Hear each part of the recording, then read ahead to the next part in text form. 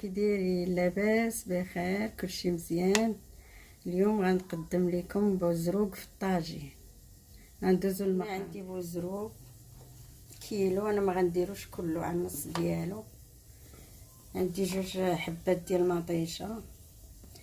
عندي هنايا الملحه، شويه الملحه حيت هو مالح، شويه تحميره، معلقه صغيره، شويه ديال السودانيه، نص معلقه ديال الكمون، نص معلقه ديال الابزار. وعندي هنايا 2 دروس ديال الثومه يكونوا كبارين، والقزبر ومعدنوس. غلبوا القزبر. غندوزو دابا نقطع. انا ما نحكوش، غنديرها طريفات.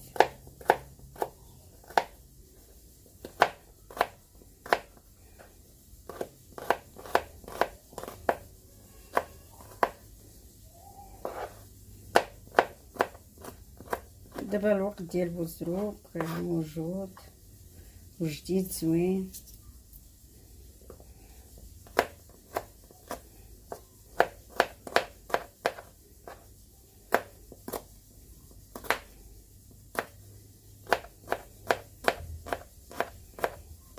نخليها هكا طريفات شويه غلاط بحال هكا.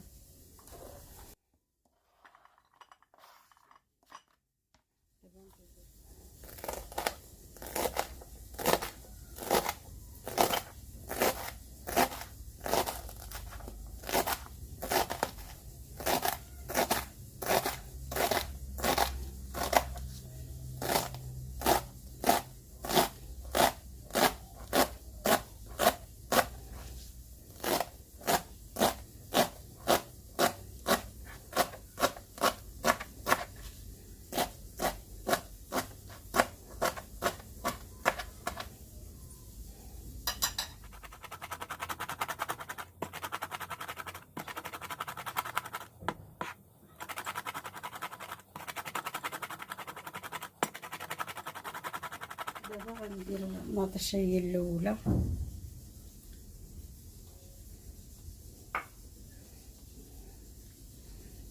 ما ذكرت لكم الزيت البلديه 4 كاس. نزيدو الثومه،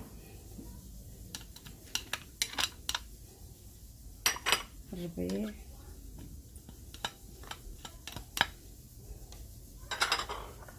صافي. وندير العطريه، غنقلي شويه عاد ندير البوزروق، ونزيد زيت زيتون 4 كاس. غندير الزيت وغنخليه يتقلى 4 كاس. دابا نخليه يتقلى ونرجع نتقلى الطاجين ديالنا. ها هو. دابا غنزيد معلقه ديال مطيشه الحك، طلقتها بشويه تاع الماء. من بعد غندير الزرق ديالنا، وملي قرب يطيب غندير الحامض والزيتون حتى الاخر. ها هو درت على النص ديالو، بحال هذا نص كيلو.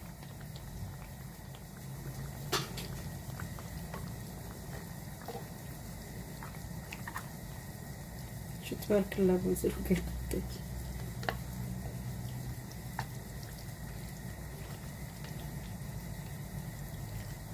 صافي دابا غنخليه يطيب.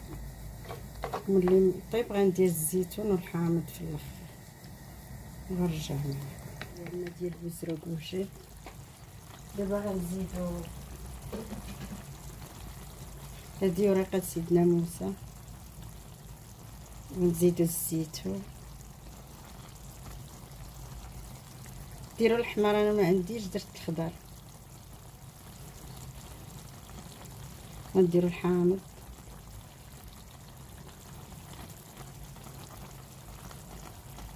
صافي. وغنرجع نقدمو الطاجين ديالنا ديال البوزروق وجد. ها هو كيفاش كيجي، راه كيجي زوين. كنتمنى تجربوه.